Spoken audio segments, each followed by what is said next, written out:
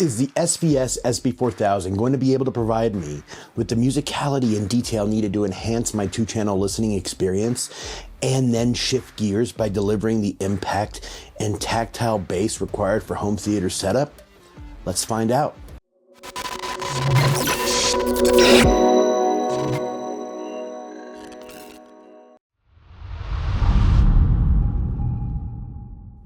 Greetings, I'm Mike, the hi-fi fanatic behind Audio Arkitekts. If you're into all things audio, you're in the right place, and I welcome you.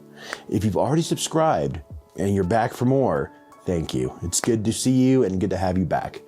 Today we will get into the SB-4000 by the gurus of bass, SVS. I have reviewed the SB-1000 and the SB-2000 in past videos, which are readily available in my catalog here on YouTube. I got curious though, to see exactly how much better the SB-4000 is compared to the others, and whether it's a subwoofer I could use in my 2-channel environment and my home theater.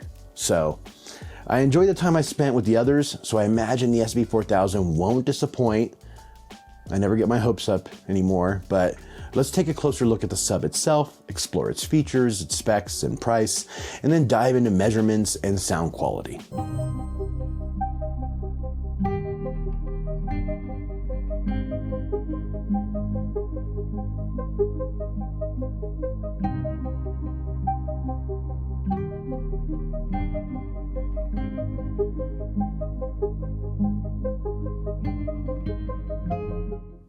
The SVS SB-4000 sent to me for review came in a gloss black finish. It's available in a black ash finish as well. This model is a sealed enclosure, which I know some of you out there wince at the sight of a sealed enclosure. However, listen, you have to remember that with great power comes great bass from a sealed enclosure.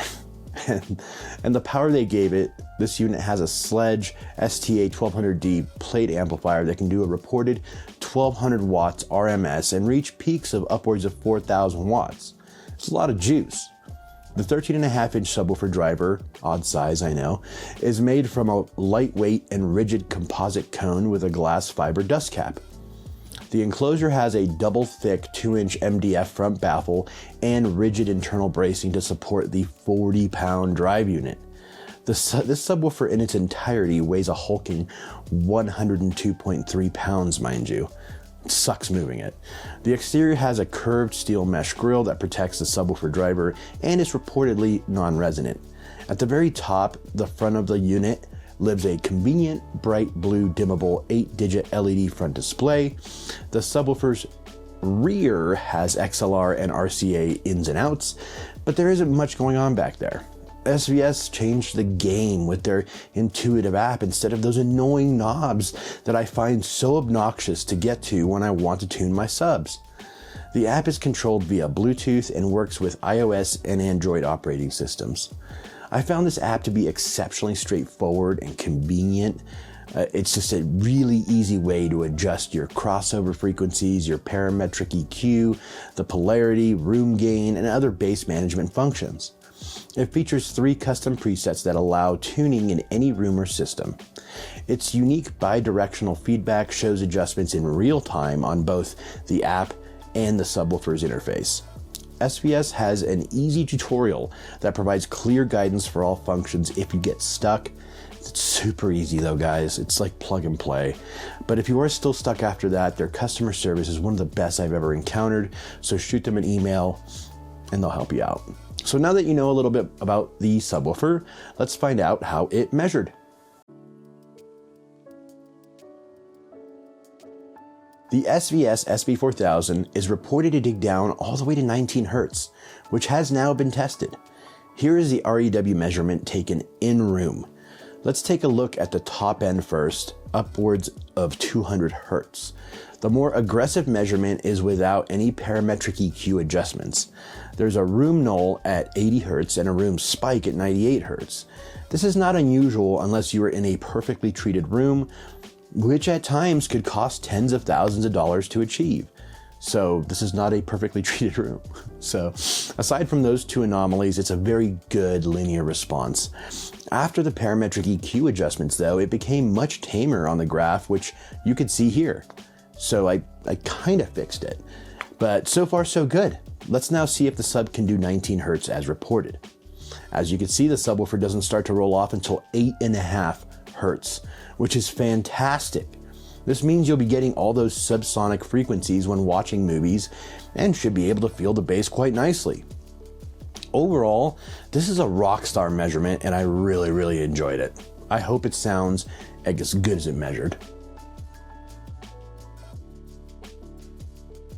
Sealed subwoofers with proper power have always been my favorite types of enclosures and subwoofers to listen to because I feel that sealed subwoofers typically have tighter, more clearly defined bass than ported subs. We can argue all day about it, but I do have a video in my catalog where I talk about the different types of subwoofers. Hit it. For the first part of the evaluation, which is in my 2-channel environment, I paired the SVS with my Dolly Oberon 3s, which are some of my favorite stand mount speakers. I hooked it up to the pre-out of my Cambridge Evo 150, and I set the crossover points at 80 Hertz, which is industry standard, you know. However, I do have a different method I usually use, but for this evaluation, I wanted to stick with 80 Hertz. I immediately noticed how well they blended with the dollies. I felt like they were an extension of the dollies. It is odd to get those results right from the start without any tuning or anything. I wasn't complaining, but I auditioned a few different bass tracks to give the unit some exercise. I turned it up quite a bit and still found it very musical. Not floppy, not boomy boom boom. It hit. Nicely, very nicely. I was impressed. So now that I knew it had a beautiful balance on the 2-channel side, I was dying to see if it could keep up with the home theater side, because I did have ran 15-inch subwoofers in there. Having such a subsonic response on the measurements, I'm expecting quite the spectacle. So I hooked it up to my Denon receiver and paired it with my Aperion Audio Veris 3 Concert Tower floor standing speakers and center channel, which command my home theater experience right now. I've honestly heard dozens of home theaters, and I would put those Aperions up against pretty much all of them. Even some I have heard that cost way beyond the reasonable price of the Aperions. So I'll leave some links down below where you can check them out and see if they might be a brand for you. I played the beginning of Blade Runner 2049 and a few scenes in the new season of Stranger Things, which I feel has an insane bass track. And I couldn't believe how fun this subwoofer was. It took the bass down low, like I can't hear it but feel it low. It was a mind-blowing experience since I expected this type of bass from probably their flagship SB-16, you know, but I am getting it from their second in command. Well, in comparison to the SB-1000 and 2000, I would confidently say there isn't a comparison at all. The SB-4000 is several steps above and beyond SVS's entry-level offerings. They're still good, but this is way better. The sound quality, the price, the build, the versatility makes it just a top contender for subwoofers in this class.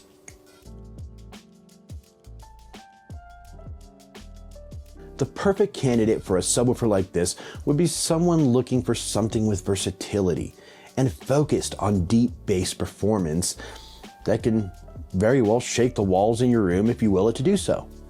Whether you are escaping the world into your favorite playlist or watching a summer blockbuster with your favorite person, I feel like this subwoofer would fit either category.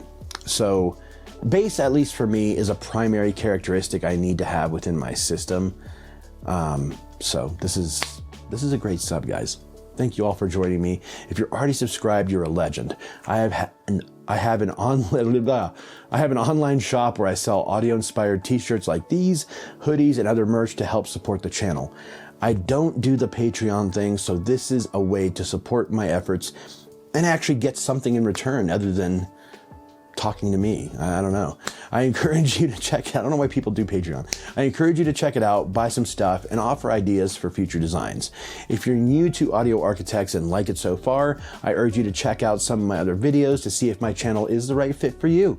And I would love for you to hit that thumbs up and end up subscribing and joining me on my voyage in hi-fi. Thank you again for spending some time with me. Take care, and I'll see you soon. Guys, before I go, I just wanted to show you something really, really cool. I never do this. This is usually like the end, and most people don't make it to the end. So you guys are getting a really secret after credits scene here. So let's see where I can move. Right down there, right there is what I'm working on next. And that, my friends, is the Hollow May DAC KTE version. I'm in love with music again. I'm just saying. But yeah, that's it for now. So teaser, Hollow May, really good, amazing. And I'm gonna be reviewing it soon. So take care, guys.